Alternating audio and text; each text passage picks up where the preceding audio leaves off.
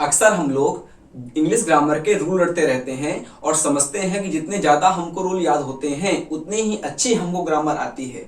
ऐसा आजकल के इरा में संभव नहीं है, क्योंकि जो एग्जामिनर है वो ऐसे ऐसे क्वेश्चन रख देते हैं जो जहां से आपका रूल बनना संभव नहीं होता है। बताने का मतलब केवल ये है कि अगर आपको रूल केवल याद है तो इंग्लिश ग्रामर आपके कमांड में नहीं हो पाएगी। अगर एक सेंटेंस आपको लिख दिया जाएगा अच्छे से तो आप वहां पे एडजेक्टिव में और प्रोनाउन में बाइफरकेट नहीं कर पाएंगे कि हमारा कहां पे एडजेक्टिव लिखा है और कहां पे लिखा हुआ है प्रोनाउन। बट बात फिर यहीं पे आती है कि हमको रूल याद है, तो वो रूल हमको याद है, उन रूल का यूज कहां आ रहा है लाइफ में, ये हमारी दैनिक जीवन में उन रूल का यूज केवल कुछ नहीं है। जिस प्रकार आप जीएस पढ़ते हैं उसमें एंजॉय आता है, उसी प्रकार हम आपसे वादा करते हैं कि आप हमसे ग्रामर पढ़िए, आपको एंजॉय हम दिलाएंगे। एंजॉय के द्वारा आप लोगों को पूरी ग्रामर इतनी अच्छी लेवल पर हम पहुंचाने का प्रयास करेंगे जो आपने सोचा नहीं होगा। सबसे पहले हम आपको बता दें कि 3 पार्ट हम आपको दे चुके हैं प्रोनाउन के, वो हमारे केवल बेसिक के पार्ट थे। मतलब क्या है कि आप लोग वहां से पहचाना सीखते हैं कि कहां कहां पे हम लोग प्रोनाउन को अप्लाई कर सकते हैं। इट का कॉन्सेप्ट हमने पिछले वीडियो में दिया था, इतना अच्छा बताने का प्रयास करा था कि जो भी हमारा भाई या बहन देखेगा इट का कॉन्सेप्ट, एक भी क्वेश्चन उसका वहां से गलत नहीं होगा। और जितने भी क्वेश्चन आजकल मतलब पूछे जाते हैं स्टोरी वाइज में, वो भी हमने करवाने का प्रयास वहां पे करा था। हमने आप लोगों से कहा था कि प्रोनाउन के पार्ट 4 में हम चालू कर देंगे आके प्रोनाउन के काइंड्स, तो आज उसी का हमारा वीडियो है। आपको पीएचडी करवा देंगे हम प्रोनाउन में आके। हमेशा कंफ्यूज रहते हैं कहां पे हमारा रूल होता है आके 123, कहां पे 231। इसको ये रूल बना कैसे है या क्यों बना है, इसको अप्लाई करके आप खुद जानेंगे हमारे द्वारा। देखिएगा, सबसे पहले अगर बात करें, 2 क्वेश्चन हमने लिखे हुए हैं इट के कॉन्सेप्ट के। जो हमने पहला वीडियो आपको दिया था, मतलब इसके पहले वाला वीडियो दिया था इट कॉन्सेप्ट का, वहां पे करा क्या था, हमने पूरा इट कॉन्सेप्ट आपको समझा दिया था। हम करते क्या है हर वीडियो में कि आपको जो हम वीडियो देते हैं उसी से रिलेटेड क्वेश्चन हम आगे वाले वीडियो में पूछ लेते हैं, ताकि आप जान पाए कि आपको समझ में आया है कि नहीं आया है। ये कॉन्सेप्ट हमने हल्का से बताया था, आज ये कंप्लीट हो जाएगा। आपके पास 2 क्वेश्चन लिखे हुए हैं मेरे भैया, आप बताने का प्रयास करिए कि ये सेंटेंस में मिस्टेक कहां पे है या मिस्टेक नहीं है, तो कहां मिस्टेक क्यों नहीं है। देखिएगा, क्वेश्चन लिखा हुआ है it is me who spoke first. तो हमने कई बार आपको बताया है, आप 3 नाम याद रखिए केवल। कौन कौन से मेरे भाई, एक हु हो गया, एक हो गया आके विच, और एक हो गया आके दैट। अगर आपको ये 3 नाम याद हैं तो आप क्वेश्चन एग्जाम में गलत नहीं होगा। किसका मेरे भैया, रिलेटिव प्रोनाउन का। तो क्या आप लोगों ने पढ़ा है रिलेटिव प्रोनाउन, तो बात आएगी अभी नहीं पढ़ा है। ये क्वेश्चन लिखा हुआ है रिलेटिव प्रोनाउन का, कहां पे गया, ये लिखा हुआ है रिलेटिव प्रोनाउन। ये क्वेश्चन तो है रिलेटिव प्रोनाउन का, बट अब याद कर लीजिए, लगे हाथ में रिसाइकिल रहेगा दिमाग में। हमने कहा कि अगर कभी भी हमारे आते हैं हु विच दैट, तो इनको कहते हैं आके रिलेटिव प्रोनाउन। इसका मतलब क्या है। अच्छा एक बात आप हमको बताओ, तो आपका रिलेशन जब होता है तो आपके पीछे वालों से ही होता है, समझने का प्रयास करिए। जैसे हम इस समय यहाँ पे खड़े हैं, तो हमारा जो रिलेशन होगा, जिनसे हम पीछे मिल चुके हैं उन्हीं से तो हमारा होगा रिलेशन। क्या फ्यूचर आने वालों से तो हमारा रिलेशन हो नहीं पाएगा। मानो हमारे 10 साल बाद हमको एक दोस्त मिलेगा, तो ना वो हमको जानता है अभी, ना हम उसको जानते हैं अभी, बट हाँ हमको 2 दिन पहले जो हमारा मित्र मिला है, दोस्त मिला है, उसको हम जानते हैं। इसका मतलब क्या है कि जो हमारा पहले बीत जाता है, जो पास्ट में हमारे साथ हो चुका होता है, हमारा रिलेशन उसी से होता है, आगे आने वाले से तो होता नहीं है रिलेशन। इसका मतलब क्या है मेरे भैया कि इनको कहते हैं आके रिलेटिव प्रोनाउन। इसका मतलब रिलेशन बताएंगे, और रिलेशन किससे बताएंगे, तो अपने पहले वाले से बताएंगे। अब समझने का प्रयास करिए, ये हमारा लिखा हुआ है हु के पहले यहां पे आ गया मी।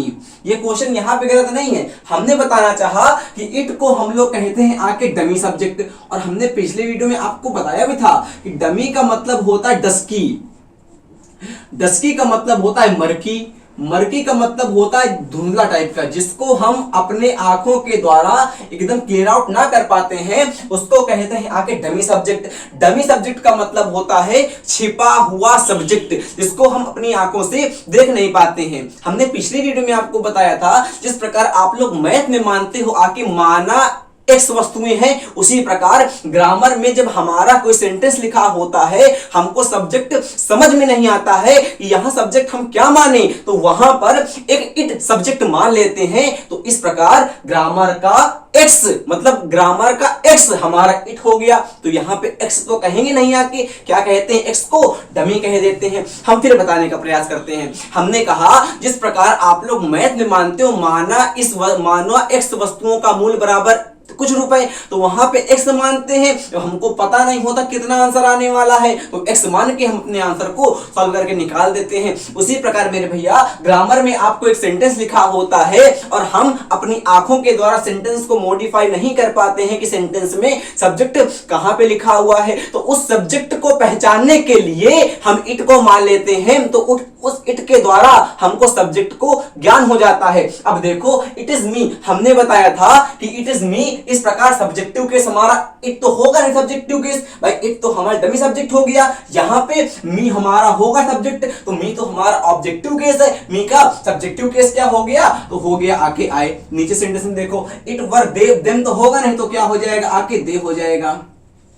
अब या तो आप इसको रूल बना लीजिए। रूल क्या कहेंगे कि अगर इट के बाद कोई भी इट के बाद हमें सब्जेक्टिव केस आता है, अरे क्या मूर्खता है यार, अब इट के बाद सब्जेक्टिव केस आता है, लड़के को अगर पता नहीं होगा क्या सब्जेक्टिव केस होता है, क्या होता है ऑब्जेक्टिव केस, तो वो इसी में कंफ्यूज रहेगा कि सब्जेक्टिव केस क्या होता है, ऑब्जेक्टिव केस क्या होता है। आपको तो पता है बट जिनको नहीं, आप उनके लिए कह रहे हैं। आप ऐसे जानो कि सेंटेंस में सब्जेक्ट नहीं है, सब्जेक्ट की पूर्ति कौन करेगा, आके इट तो करेगा नहीं, क्योंकि इट हमारा होता है आके डमी सब्जेक्ट, मी करेगा आके, तो मी तो हमारा ऑब्जेक्टिव केस हो गया, आई हो गया आके सब्जेक्टिव केस। ये दोनों क्वेश्चन आप नोट कर लीजिएगा। अगर क्वेश्चन एग्जाम में आता है इट्स रिलेटेड, तो ये कॉन्सेप्ट आएगा। और एक पीछे हमने कॉन्सेप्ट यहां लिख के बताया था आपको पार्ट 3 में। अब देखिएगा, अगर आप लोग काइंड्स की बात करें प्रोनाउन के, तो काइंड्स हमारे होते हैं इतने सारे, वो एडजेक्टिव के होते हैं। अब यहां मुद्दा ये आता है कि हमने जब प्रोनाउन चल रहा है हमारा टॉपिक, तो एडजेक्टिव की इंक्लूड कर रहा है। देखिए, इसका एक मुद्दा हमारा ये है कि प्रोनाउन के काइंड्स में और एडजेक्टिव के काइंड्स में हम लोग हमेशा कंफ्यूज होते हैं। बचपन से लेके हम लोग अब तक याद करते रहते हैं कौन कौन से होते हैं आके प्रोनाउन के काइंड्स और कौन कौन से होते हैं आके एडजेक्टिव के काइंड्स, बट आज तक समझ नहीं पाए हैं कौन कौन से होते हैं। जितने भी एग्जाम में आए हुए जितने भी काइंड्स बनते हैं सारे लिख दिए हैं। इनको आप लोग याद कर लीजिएगा तो एग्जाम में जरूर फायदा करेंगे। देखिए, अगर हमको याद ही नहीं होगा, आपको मानो पूछ लिया किसी ने डिमॉन्स्ट्रेटिव प्रोनाउन क्या होता है, अब आपको पता ही नहीं क्या होता है, तो पहले इसके नाम याद करो। नाम याद करने के बाद इसके अंदर जाओगे तब चलेगा, तब इसमें करेंगे पीएचडी। उसके पहले आपका मुद्दा क्या है, इनको नाम को याद करना। एकदम एक सांस में आपको पूरे प्रोनाउन के काइंड्स और एक सांस में आपको एडजेक्टिव के काइंड्स रटे होने चाहिए। इन दोनों के काइंड्स एक साथ याद करना ताकि हमारे दिमाग में अमलगमेट ना हो, मिक्सचर ना हो। अगर अलग अलग करके याद करोगे, एडजेक्टिव के अलग याद करोगे आके एडजेक्टिव वाले पार्ट में, प्रोनाउन के अलग याद करोगे, तो आपका जब एकदम निचोड़ होके आएगा तो हम मिला के रख देंगे, समझ नहीं पाएंगे कि एडजेक्टिव काइंड कौन सा होता है और कौन सा होता है आके प्रोनाउन का। इसीलिए हमने साथ में लिखे हुए हैं दोनों प्रोनाउन, मतलब दोनों काइंड्स, प्रोनाउन के भी एडजेक्टिव के भी। याद करो साथ में, हमने कहा एक हमारा होता है आके पर्सनल प्रोनाउन, डेमोंस्ट्रेटिव प्रोनाउन, याद कर लिख लो, बाद में याद कर लेना, अभी समय नहीं है। Indefinite pronoun, interrogative, possessive, relative, distributive, reciprocal, reflexive, एम्फैटिक। अब क्वेश्चन यहां पे आता है कि हम समझ कैसे पाएंगे इनके अंदर क्या है, तो अभी काहे का वीडियो है पर्सनल प्रोनाउन का। आप इस वीडियो के द्वारा इसमें करेंगे पीएचडी, ये हमारा वादा है। उसके पहले इनको देखो, आके लिखा हुआ है क्वालिटेटिव एडजेक्टिव। इसका मतलब क्या है, एडजेक्टिव ऑफ क्वालिटी। जो आप पढ़ते हो एडजेक्टिव ऑफ क्वालिटी, उसी को हमने लिखने का प्रयास कर दिया है क्वालिटेटिव एडजेक्टिव। पढ़ते हो आके एडजेक्टिव ऑफ क्वांटिटी, तो वो हमारा लिखा हुआ है क्वांटिटेटिव एडजेक्टिव। न्यूमेरल एडजेक्टिव, जो एडजेक्टिव हमको गिनती बताता है, संख्या बताता है, न्यूमेरल एडजेक्टिव। डेमोंस्ट्रेटिव, अब देखो मैंने लगा के डेमोंस्ट्रेटिव प्रोनाउन भी होता है, एडजेक्टिव भी होता है, बट यहीं पे कंफ्यूजन आएगा कि इन दोनों में अंतर क्या होता है। सबर करो मेरे भैया, सब सिखा देंगे। Possessive adjective, interrogative adjective, distributive adjective, proper adjective. एक सांस का कंफ्यूजन है, बस एक सांस में दूर करो मेरे भैया। देखो, बस वही बेसिक का रूल कई बार हमने बताया है, सब्जेक्ट के बाद वर्ब होगी, उसके बाद होगा ऑब्जेक्ट। अब देखो, जिनको नहीं आता है अभी गारंटी दे रहे हैं कि सिखा देंगे हम। अब आप देखने का प्रयास करिए। हमने कहा ये हमारा हो गया सब्जेक्ट, ये आपका हो गया आके ऑब्जेक्ट। और हमने आपको नाउन वाले पार्ट में बताया था कि ये सब्जेक्ट और ऑब्जेक्ट एक दूसरे के होते हैं आके ब्रदर। क्या होते हैं? ब्रदर होते हैं। सब्जेक्ट आपका टू पार्ट्स का होता है, एक होता है आके नाउन और एक होता है आपका प्रोनाउन। जब सब्जेक्ट दो प्रकार का है, एक नाउन है एक प्रोनाउन है, और सब्जेक्ट का भाई कौन सा है? ऑब्जेक्ट है। तो ऑब्जेक्ट भी हमारा दो प्रकार का हो जाएगा, इसके अंदर लिख देते हैं हम, एक हो जाएगा नाउन और एक हो जाएगा आके प्रोनाउन। अब ध्यान से देखना, एकदम मजा आ जाएगी। अगर वर्ब के पहले जो आएगा वो या तो सब्जेक्ट, वो या तो नाउन होगा या तो होगा आके प्रोनाउन। अगर वर्ब के बाद आएगा तो होगा आके नाउन या होगा आके प्रोनाउन। समझ पाए? अब देखने का प्रयास करो। हमने कहा सम पेन, हमने कहा आप लोगों से मच इज, हमने आप लोगों से यहां पे कहा मानो विच इज, हमने कहा विच पेन, हमने कहा हुज कार, हमने आप लोगों से यहां पे कहा व्हाट इज, हमने कहा व्हाट फादर। अब देखो मेरे भैया, हमने सिखाया है आपको क्या, अब तो बेसिक, अब तो एकदम चल रहा है एडवांस लेवल में, तो हम पूरा बताएंगे, बट हमारे बीच बीच में वीडियो आते रहते हैं, उसमें हम बताया है आपको क्या कि नाउन एक प्रकार की बहन होती है और नाउन का भाई होता है आके एडजेक्टिव। और हमने कई बार बताया है कि बहन अगर छोटी होगी तो बहन का प्रोटेक्शन करने के लिए भाई आएगा, और बहन का भाई कौन होता है? नाउन का भाई कौन होता है? तो होता है एडजेक्टिव। फिर सुनो आराम से, हम सिखाना चाहा कि नाउन हमारी बहन होती है और नाउन का भाई होता है आके एडजेक्टिव। अब छोटी बहन है तो वो आगे जाएगी, भाई बड़ा है तो उसका प्रोटेक्शन करने के लिए पीछे आएगा। अरे मानो बकौवन अगर लड़की चढ़ती है, कोई छोटा बच्चा चलता है तो उसका माता पिता या पेरेंट्स पीछे ही चलते हैं ताकि बच्चा आगे ना गिरे।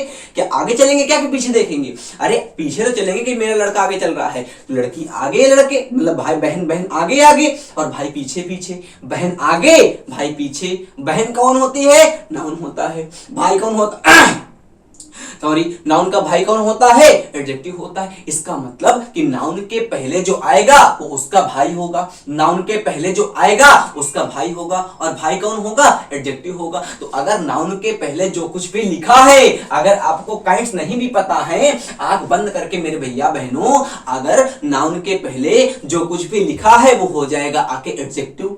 फिर सुनो आराम से, हमने सिखाना चाहा नाउन के पहले जो कुछ भी लिखा है वो हो जाएगा आके एडजेक्टिव।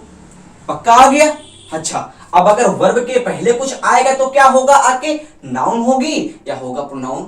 नाउन होगी या होगा प्रोनाउन? और देखने का प्रयास करें। पेन हमारा क्या है? तो पेन आपका नाउन है, टच कर ले तो नाउन हो गया। अब नाउन के पहले क्या आता? भैया आता। भैया कौन होता? एडजेक्टिव होता। तो यहां पे आपका ये एडजेक्टिव हो गया। अभी इनमें कंफ्यूज ना रहोगे कौन कौन से होंगे, काइंड्स किससे चलेंगे पता, पहले सीखो तो पहचानना। यहां देखो, इज हमारी क्या होती है? आपने कहा इज हमारी प्राइमरी ऑक्सिलरी वर्ब होती है, तो इज हमारी वर्ब होती है। वर्ब के पहले क्या आता? सब्जेक्ट आता। कितने पार्ट का होता मेरे भैया? एक नाउन होती, एक होता प्रोनाउन। तो क्या विच हमारा नाउन है क्या? नहीं, नाउन काइंड्स तो हमने आपको बताए हैं कितने होते हैं। आपका proper noun, common noun, material noun, abstract noun और कौन सा? Collective noun. तो वो 5 काइंड्स में हमारा विच तो कहीं आता नहीं है। हाँ, हमने पढ़ा है कि इंट्रोगेटिव प्रोनाउन भी होता है, इंट्रोगेटिव एडजेक्टिव भी होता है। अब मॉडिफाई करें कि यहाँ पे हमारा विच क्या है, इंट्रोगेटिव प्रोनाउन है कि इंट्रोगेटिव एडजेक्टिव है। इसमें कंफ्यूज ना होना कि वर्ब के पहले सब्जेक्ट आता है, 2 पार्ट का होता है, एक नाउन एक प्रोनाउन। तो भैया नाउन के काइंड्स हमने 5 पढ़ दिए, नाउन के काइंड्स में विच तो आता नहीं कहीं, छोड़ दो नाउन को। अब बचा प्रोनाउन। तो प्रोनाउन एक इंट्रोगेटिव प्रोनाउन भी होता है, इंट्रोगेटिव एडजेक्टिव भी होता है। तो यहाँ पे विच क्या काम करेगा? वर्ब के पहले क्या आता? सब्जेक्ट आता। नाउन तो होगा नहीं, तो विच के यहाँ पे क्या हो गया? आके प्रोनाउन हो गया। इसी को कहते हैं ग्रामर से रिलेशन। ग्रामर की रिलेशनशिप आप सीखो। रूल रटने से कोई फायदा नहीं है, ना कोई पेपर निकल पाएगा, ना आपके अंदर नॉलेज आ पाएगा, ना आप किसी को पढ़ाने के काबिल हो पाओगे। यहाँ देखो इज लिखा हुआ है, अब इसके पहले क्या आता? तो सब्जेक्ट आता, वर्ब के पहले क्या आएगा, सब्जेक्ट आएगा, कितने पार्ट का, या तो नाउन या तो प्रोनाउन। तो यहाँ पे हमारा बीच हो गया आके प्रोनाउन हो गया। यहाँ देखो पेन हमारा क्या होता है, आके पेन नाउन होता है। नाउन के पहले क्या आता है, नाउन के पहले उसका भैया आता है, नाउन छोटी बहन उसका भाई आएगा। तो यहाँ पे आपका ये हो गई आके नाउन, ये हो गया आके आपका एडजेक्टिव। अब देखो ध्यान से, जो हमेशा मतलब समझ नहीं पाते होंगे, रटते होंगे, यहाँ पे देखो विच हो गया आके एडजेक्टिव और यहाँ पे देखो विच हो गया आके प्रोनाउन। स्पेलिंग वही है बट पार्ट ऑफ स्पीच में अंतर होता है, वही चीज चाहते हैं बताना। तो यहाँ पे विच हो गया आके एडजेक्टिव और यहाँ पे हो गया आके प्रोनाउन। और हमने आपको कई बार बताया है कि अगर आपको एडजेक्टिव प्लस नाउन लिखा दिखता है तो इसी को कहते हैं आके नाउन फ्रेज। ये क्या हो गया मेरे भैया, ये हो गया नाउन फ्रेज। तो यहाँ पे जो विच पेन लिखा हुआ है ये आपका हो जाएगा नाउन फ्रेज कि नहीं। अगर आपको नाउन फ्रेज क्लास का अच्छे से ज्ञान नहीं है तो फ्रेज का हमने हालांकि एक वीडियो बना दिया 30-35 क्वेश्चन का, उसको जाके देख लीजिएगा, क्लास का हम बना देंगे। अगर आपको फ्रेज और क्लास का ज्ञान नहीं है तो आप कॉम्प्रीहेंशन नहीं कर पाओगे, अच्छे लेवल के बैंक पीओ के कॉम्प्रीहेंशन हिला नहीं पाओगे। एयरफोर्स के तो कर दोगे धाए से, उसमें 2 लाइन लिखी रहती है, 4 लाइन। अगर दे दिया जाएगा बैंक पीओ का पेपर तो आप फ्रेज क्लास का अगर ज्ञान नहीं है तो कॉम्प्रीहेंशन में कमांड ही नहीं कर पाओगे, पढ़ते रहोगे, समझ ही नहीं आएगा क्या सब्जेक्ट है, क्या वर्ब है, क्या ऑब्जेक्ट है। अगर फ्रेज का ज्ञान नहीं है सब्जेक्ट को मॉडिफाई नहीं कर पाओगे, पढ़ते रहोगे, सेंटेंस पढ़ते रहोगे, सब्जेक्ट चलेगा ही नहीं पता, और सब्जेक्ट नहीं चलेगा पता तो एग्रीमेंट में कट जाएगा सब्जेक्ट वर्ब एग्रीमेंट का, जो ग्रामर की रीढ़ की हड्डी होती है। तो इस प्रकार ग्रामर का पूरा होता है रिलेशन, कहीं ना कहीं पूरा अच्छे से पढ़िए, हम सिखाते हैं, गारंटी मेरी। यहाँ देखो आके कार लिखा हुआ है, कार क्या है यहाँ पे, तो कार हमारी हो गई आके नाउन, नाउन के पहले क्या आएगा, भैया आएगा। यहाँ पे हुज हमारा हो गया आके एडजेक्टिव। हमने कहा व्हाट फादर, क्या पिताजी, तो फादर हमारे हो गए आके नाउन, सिखाया हमने आपको। और व्हाट यहाँ पे हो गया आके एडजेक्टिव, क्यों, क्योंकि नाउन का भाई होता है एडजेक्टिव, समझ पाए। तो इसके पहले अगर डिमॉन्स्ट्रेटिव एडजेक्टिव है तो इसके बाद नाउन आएगी, बट अगर डिमॉन्स्ट्रेटिव प्रोनाउन है तो इसके बाद हमारी वर्ब आएगी। ये कंफ्यूजन एग्जाम में आता है, ये कंफ्यूजन हम नहीं पहचान पाते। अगर आपका पॉजिटिव एडजेक्टिव है तो इसके बाद आपकी नाउन आएगी, बट अगर वहीं पे पॉजिटिव प्रोनाउन की बात कर दें तो यहां पे आपकी वर्ब आएगी। पॉजिटिव में जो वर्ड आते हैं वही आते हैं, पॉजिटिव एडजेक्टिव में जो वर्ड आएंगे, जो भी पढ़ाएंगे हम आपको, वही आएंगे आके पॉजिटिव प्रोनाउन में भी। उनमें अंतर कहां पे होगा, पॉजिटिव एडजेक्टिव के बाद नाउन लिखी रहेगी और पॉजिटिव प्रोनाउन के बाद वर्ब लिखी रहेगी। डिमॉन्स्ट्रेटिव प्रोनाउन में हमारे होते दिस दैट दीज दोज, अगर दिस दैट दीज दोज के बाद हमारी नाउन आएगी तो होगा आके डिमॉन्स्ट्रेटिव एडजेक्टिव, और अगर दिस दैट दीज दोज के बाद वर्ब आएगी तो होगा आके प्रोनाउन। तो अगर आपको अंतर नहीं पता है इन दोनों में तो नहीं कर पाओगे एग्जाम में। यहां देखो अगर बात करें इंट्रोगेटिव को तो भी बता दिया हमने। अब देखो ध्यान से, हमने कहा दिस इज, हमने कहा आपसे दिस पेन। अब यहां पे दिस तो हमारा सेम है, दोनों में अंतर है, दोनों पार्ट ऑफ स्पीच अलग अलग लिखे हुए हैं। दिस कार, सॉरी हमने कहा दिस कार और दिस इज, देखो ध्यान से, कार हमारी नाउन हो गई आके, और नाउन के पहले तो हमारा होगा एडजेक्टिव, तो ऊपर सेंटेंस जो लिखा हुआ है वो हमारा हो गया आके नाउन फ्रेज।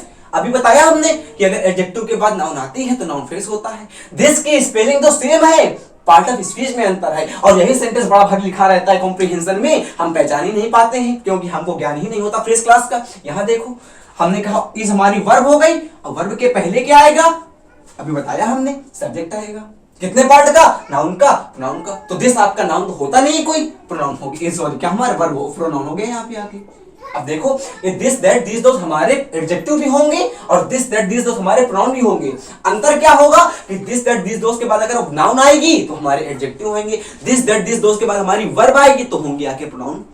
इनको नोट कर लीजिएगा। अगर बात करते हैं हम इंट्रोगेटिव की तो बता दिया, डिस्ट्रीब्यूटिव भी देख लो यहाँ पे आके। अगर इसके बाद वर्ब आएगी तो होगा आके डिस्ट्रीब्यूटिव प्रोनाउन, अगर इसके बाद नाउन आएगी तो होगा आके डिस्ट्रीब्यूटिव एडजेक्टिव। ये अंतर है, तो आप इसको नोट कर लीजिए। अब चालू कर, इसको नोट कर लीजिएगा या स्क्रीनशॉट ले लीजिए। नोट करने की नीड तो कुछ है नहीं, समझाया हमने कुछ है नहीं।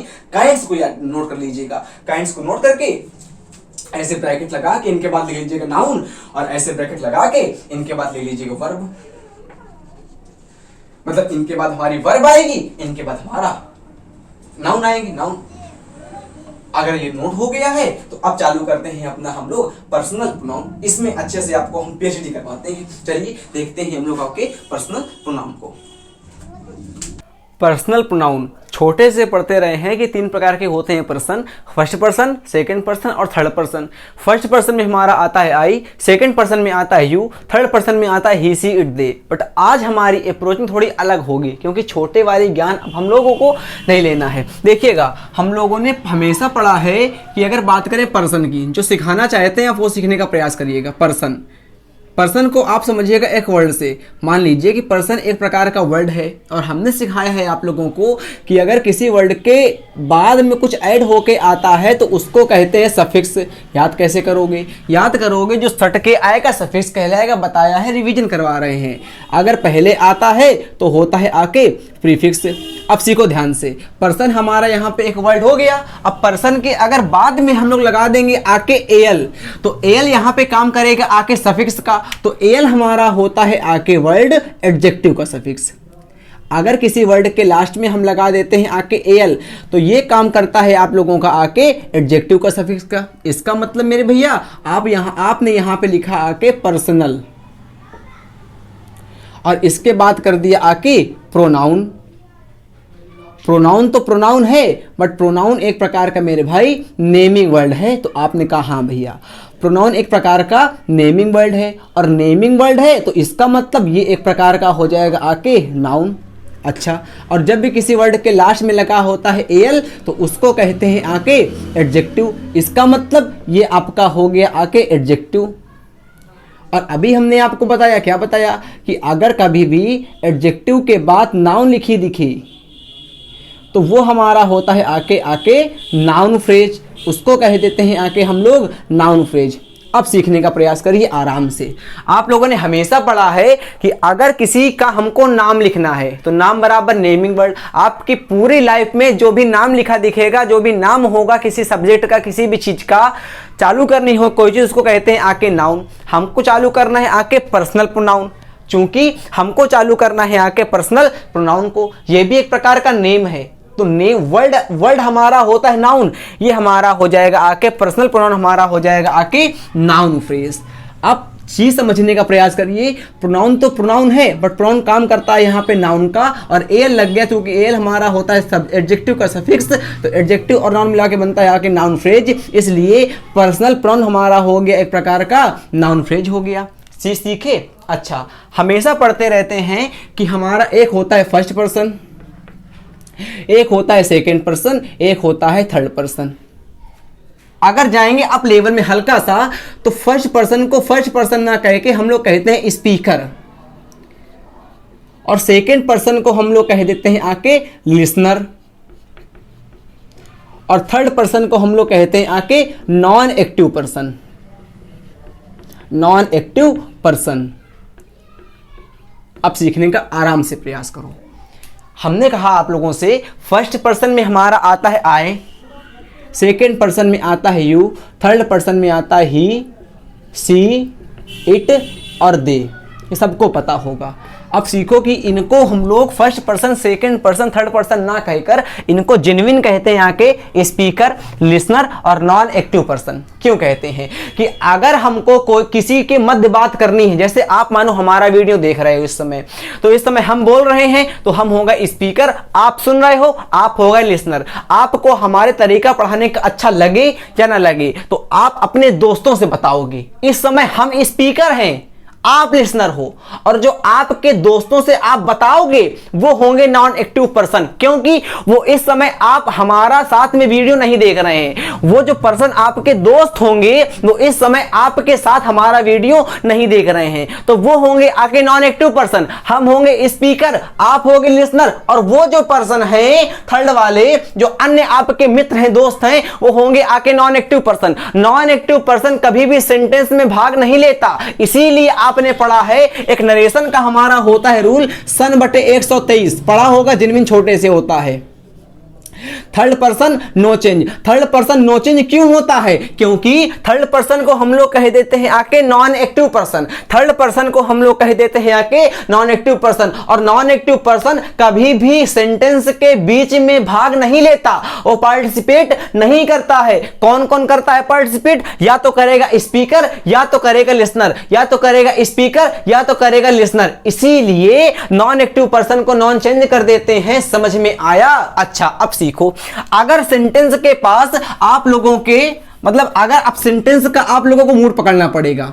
अगर आप लोगों के सेंटेंस का मूड गुड सेंस से होगा, मतलब गुड होगा। अगर एक्ट की बात कर दें, गुड एक्ट की, गुड सेंस की बात कर दें, गुड पर्पस की बात कर दें, या एनी ऑन मैनर की बात कर दें। और अगर आपका सेंटेंस का सेंस बैड से होगा, एक्ट की बात करते हैं, सेंस की बात करते हैं, पर्पस की बात करते हैं, रूल सबको पता है, रिवीजन करो। अगर आपके सेंटेंस में तीनों पर्सन एक साथ लिखी दिखे, अगर आपके सेंटेंस में तीनों पर्सन मतलब क्या है? फर्स्ट पर्सन भी, सेकेंड पर्सन भी और थर्ड पर्सन भी एक साथ लिखे दिखे, और सेंटेंस का जो सेंस निकल रहा है, मेरे भैया समझ नहीं पा रहे हो, एग्जाम्पल से आ जाएगा, इसीलिए 15 एग्जाम्पल लिखे हैं हमने। अगर सेंटेंस के आपके तीनों पर्सन एक साथ लिखे दिखे हैं और सेंटेंस का सेंस, मूड पढ़ने चलेगा पता सेंटेंस को, सेंटेंस का सेंस निकल रहा है आके गुड से, तो उसका नंबरिंग हमारी होती है आके 2 3 1। और अगर बैड से निकल रहा है तो हमारी होती है आके 1 2 3। फिर सीखो, आराम से, गलती नहीं करना एग्जाम पे। हमने कहा कि अगर सेंटेंस का सेंस निकल रहा है, मूड मतलब गुड सेंटेंस का मूड निकल रहा है गुड हैबिट से, सेंस से, एक्ट से, पर्पस से, या ये सब कहते लेने सेंटेंस का। अगर हमको चला सेंटेंस का हिंदी अनुवाद निकला गुड सेंस से, पॉजिटिव सेंस से, तो वो होगा 2 3 1। और अगर निकलेगा बैड से तो होगा आके 1 2 3। करो रिवीजन ध्यान से मेरे भैया। हमने कहा आपसे, किससे? आपसे। देखो, अगर सेंटेंस का सेंस निकलता है गुड से तो 2 3 1 बोल साथ में, और बैड से तो 1 2 3। समझ में आया? अब एक बात बताओ, जो पहले आता है वो बड़ा होता है। आपके बड़े भाई ने आपसे पहले जन्म लिया तो वो बड़ा हो गया, आपने बाद में लिया तो आप छोटे हो गए। अब आपसे कोई छोटा भाई होगा, वो आपसे बाद में जन्म लेगा तो वो तीसरा भाई हो जाएगा, छोटा वाला हो जाएगा। इसका मतलब जो पहले आता है वो बड़ा होता है, बाद में आता है छोटा, उससे बाद में और छोटा। सबसे पहले कौन पर्सन आया है? फर्स्ट पर्सन आया है। सबसे बड़ा हमारा हो गया फर्स्ट पर्सन, उससे बाद में कौन आया? सेकंड पर्सन, उससे छोटा हो गया आके सेकंड पर्सन, उससे बाद में कौन आया? थर्ड पर्सन, उससे छोटा हो गया आके थर्ड पर्सन। तो अगर आपको सेंटेंस में कंफ्यूज करे तो मेरे भैया कंफ्यूज ना होना, आप जानना कि सबसे बड़ा पर्सन होता है फर्स्ट पर्सन, उसके बाद सेकंड पर्सन, उसके बाद थर्ड पर्सन। ये क्या है बताया हमने? ये इसलिए बताया कि पजेसिव में हम लोग कंफ्यूज कर देते हैं एग्जाम में, पजेसिव केस में कंफ्यूज होते हैं, समझ में नहीं आता। अगर आपको सेंटेंस 3 रूल बता दिए हमने, पहला वाला गुड वाला, बैड वाला, अब बता रहे हैं थर्ड रूल। हमने कहा या कॉन्सेप्ट, हमने कहा कि अगर आपको एक सेंटेंस में तीनों पर्सन एक साथ लिखे दिखे और अगर उसके बाद में आपको पजेसिव केस में कंफ्यूजन दे रहा है, सबसे पहले जो भैया बड़ा होगा उसी के हिसाब से लगाएंगे आके केस। अगर समझ में नहीं आया एक बार और बोलेंगे, समझने का प्रयास करना, सिखाने का प्रयास हम करेंगे सेंटेंस में। हमने आपसे कहा कि अगर आपको एक सेंटेंस में तीनों पर्सन लिखे दिखे हैं, उनकी नंबरिंग सही लिखी दिखी है, 2 3 1 लिखी दिखी है, 1 2 3 लिखी दिखी है, उनकी नंबरिंग तो सही लिखी दिखी, एग्जामिनर आपको कंफ्यूज करना चाहता है पजेसिव केस में, तो आप कंफ्यूज मत होइएगा।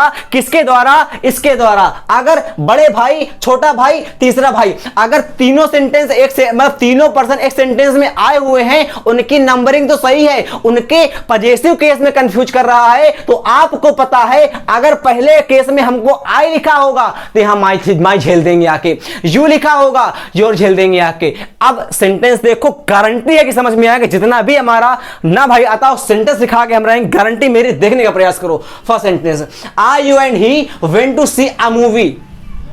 सेंटेंस का सेंस देखना पड़ेगा। इस सेंटेंस में सेंस हमको या तो सेंटेंस का सेंस निकलेगा आके निगेटिव से, या तो सेंटेंस का सेंस निकलेगा आके मेरे भैया निगेटिव से, और या तो निकलेगा आके सेंस हमारा पॉजिटिव से। अगर पॉजिटिव से निकलेगा मेरे भैया तो हमने बताने का प्रयास करा, उसका नंबरिंग हमारी होगी 2 3 1, और अगर नेगेटिव से निकलेगा तो 1 2 3। अब देखो मेरे भैया, हमने कहा I you and he went to see a movie. इस सेंटेंस का सेंस आपको कतई नहीं लगेगा कि निगेटिव से है। जब निगेटिव से नहीं होगा तो पॉजिटिव से होगा। अब पॉजिटिव से होगा तो नंबरिंग क्या होगी, 2 3 1 होगी। ये हमारी फर्स्ट में हमारा पर्सन क्या आता है, आई आता है। फर्स्ट में क्या आता है, आई आता है। इसका मतलब ये हमारा हो गया आके फर्स्ट पर्सन, ये हो गया सेकंड पर्सन, ये हो गया थर्ड पर्सन। अगर सेंटेंस का सेंस हमको देखने का प्रयास करो, आप कहां दिमाग खाए हो। अगर सेंटेंस का सेंस हमको निकलता है आके पॉजिटिव से, अगर सेंटेंस का सेंस निकलता है आके पॉजिटिव से, इस सेंटेंस का सेंस नेगेटिव कहीं से नहीं निकल रहा है, निकलेगा आके पॉजिटिव से, नंबरिंग होती है आके 2 3 1। इसका मतलब सेकंड पर्सन बराबर स्पीकर पहले हो, सॉरी हाँ, सेकंड पर्सन बराबर लिसनर पहले होगा। यू हम पहले कर देंगे आके, तो ये सेंटेंस का नंबरिंग यहां लिख देते हैं क्रम। हम पहले हो जाएगा आके यू, और फिर क्या करेंगे आके non active person, third person में हमारा हो जाएगा ई, और फिर हाउक देंगे आके हम लोग आई को, एंड आई। कंफ्यूज मत होना, यहां पे ये नंबरिंग में आपको कंफ्यूज करेगा एग्जाम में। आप मेरे भैया समझने का प्रयास करो, इसका क्रम हमको निकल रहा है कि यू ही एंड आई हो जाएगा। अगर नहीं आया सेकंड देखो, रमन नॉन एक्टिव पर्सन, जितने भी नेम होते हैं आते हैं यहाँ के थर्ड पर्सन में, पता होगा नॉन एक्टिव पर्सन में। ये हमारा हो गया आके थर्ड पर्सन, ये हो गया सेकंड पर्सन, ये हो गया फर्स्ट पर्सन। अच्छा, इसके बाद एक और कि अगर तीनों सेंटेंस लिखे दिखे हैं तो इनके बाद जो वर्ब हमारी होती है, वर्ब वो आती है आके प्लूरल। वर्ब को लगा देंगे प्लूरल। आप समझने का प्रयास करो, मतलब क्या है कि यहां पे आर तो हमारा सॉरी कि यहां पर सेंटेंस में हमारा आर तो सही हो जाएगा, क्योंकि वर्ब हम लोग लगाते हैं आके प्लूरल। 3 पार्टों में कंफ्यूज करेगा, या तो प्रोनाउन में, वर्ब में, या तो पजेसिव केस में। पजेसिव केस वाले एग्जांपल नीचे लिखे हुए हैं। तो देखो ये सेंटेंस ब्लेम लिखा हुआ है, blame blame blame blame, blame बराबर बैड सेंस। बैड सेंस होगा तो नंबरिंग क्या होगी आके नेगेटिव सेंस में 1 2 3। सबसे पहले आएगा फर्स्ट पर्सन, यहां पे कर देंगे आगे, यहां लिख दे रहे हैं। सबसे इसमें इस सेंटेंस का फर्स्ट पर्सन, उसके बाद सेकंड पर्सन बराबर यू यहां पे लिखो आके। उसके बाद थर्ड पर्सन में हमारा रमन, तो एंड रमन लिखो आके। फिर देखो सेंटेंस कठिन नहीं है। सी आई एंड यू वर्क हार्ड, एक तरह का सेंस हमको दे रहा है पॉजिटिव से। अब पॉजिटिव सेंस देता तो हमारा क्रम होता है आके 2 3 1 का। ये आपका थर्ड पर्सन, ये फर्स्ट पर्सन, ये सेकंड पर्सन। नंबरिंग गलत है ना, नंबरिंग क्या होगी 2 3 1। 2 3 1 होगी ना, तो 2 हमारा हो जाएगा आके सेकंड पर्सन यू, और 3 हमारा 2 3 हमारा हो जाएगा आके सी। उसके बाद करेंगे आके एंड आई। आओ fourth example, they we and you played well. They we and you played well, इसका मतलब ये आपका दे हमारा हो गया थर्ड पर्सन, ये वी हमारा फर्स्ट पर्सन, यू हमारा कौन सा पर्सन, सेकंड पर्सन। इसका आप लोग कमेंट करिएगा, हम 12 बता चुके हैं। अब फिर देखिए, दे हमारा कौन सा पर्सन, दे हमारा हो जाएगा, बोलिएगा third person, I first person, you बोलिएगा सेकंड पर्सन। एक्टेड स्मार्टली, एक तरह का सेंस हमको दे रहा है पॉजिटिव देता है तो होता है आके 2 3 1। अब पॉजिटिव देगा, इरेज कर दिया हमने, है ना। पॉजिटिव देगा आके तो होगा हमारा कौन सेंटेंस था हमारा, 5 नंबर है ना, नहीं 6 था क्या, हाँ 6 number. You he and I, अब सेंस हमको दे रहा है आके, सॉरी यार कौन नंबर था छोटा कहीं का, ये है हमारा 5 नंबर। दे हमारा थर्ड पर्सन, आई हमारा फर्स्ट पर्सन, यू हमारा सेकंड पर्सन। एक्टेड स्मार्टली क्रम देगा आके 2 3 1 का, 2 बराबर सेकंड पर्सन यू हो जाएगा। 3 यहाँ पे लिखा हुआ है आके दे हो जाएगा। आप लोग प्लीज देख लीजिएगा आके हमारे पहले वाले वीडियो प्रोनाउन के, तो आपको एकदम मजा आ जाएगी। और 1 में हमारा आ जाएगा आके आए। ऊपर सेंटेंस देख लो, they we and I played well, एक तरह का सेंटेंस हमको दे रहा है सिंडिकेशन से हमारा पॉजिटिव से। जब पॉजिटिव देगा तो क्या होगा क्रम, आप लोग बताने का प्रयास करिए। क्राइम आ गया, इसमें क्राइम बराबर सेंस हो गया नेगेटिव से। अब नेगेटिव से सेंस हो जाएगा तो होगा आके क्रम 1 2 3 आके। तो यहाँ पे दिया क्या है पहले वो देखो, सेकंड पर्सन दिया गया, यहाँ पे थर्ड पर्सन दिया गया, यहाँ फर्स्ट पर्सन दिया गया। नंबरिंग गलत हो गई, क्या नंबरिंग होगी आके 1 2 3। इसका मतलब सबसे पहले हमारा होगा आई, उसके बाद होगा आके यू, उसके बाद एंड ही। नीचे वाला 7 number, you second person, he third person, I first person, I am going to cinema 2 3 1। इस सेंटेंस हमारा सही हो गया। क्यों? क्योंकि अगर गोइंग टू सिनेमा इस सेंटेंस का सेंस तो हमको निकल रहा है पॉजिटिव से। अब पॉजिटिव से निकलता है तो होता है आके 2 3 1 लिखा हुआ है कि नहीं। अब बच्चे नहीं हो यार, बड़े हो गए हो, बार बार वो पढ़ाने का नीड नहीं है। You he and I am लिखा हुआ है, आर कर दो इसको, हमने बताया वर्ब हमारी कैसी आती है, प्लूरल आती है।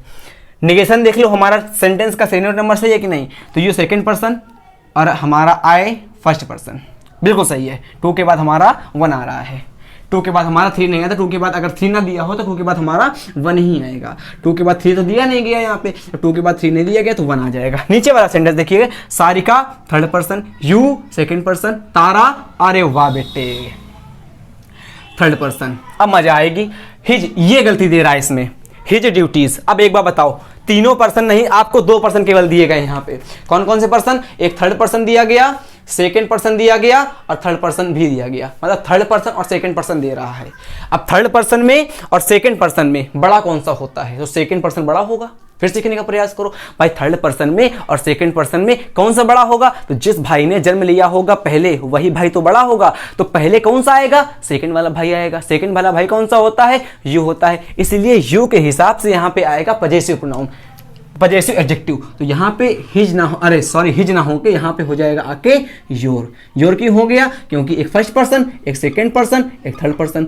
फर्स्ट पर्सन तो यहाँ पे दिया नहीं गया था। कौन कौन दिया गया था? सेकंड पर्सन दिया गया था और थर्ड पर्सन दिया गया था। अब इनके द्वारा हमको लगाना है आगे पजेसिव एडजेक्टिव को। तो इनमें कौन सा भाई बड़ा है? जो पहले आएगा। कौन सा भाई पहले आया है? सेकंड पर्सन का। तो इसके हिसाब से आएगा एडजेक्टिव, पजेसिव एडजेक्टिव, मतलब पजेसिव केस।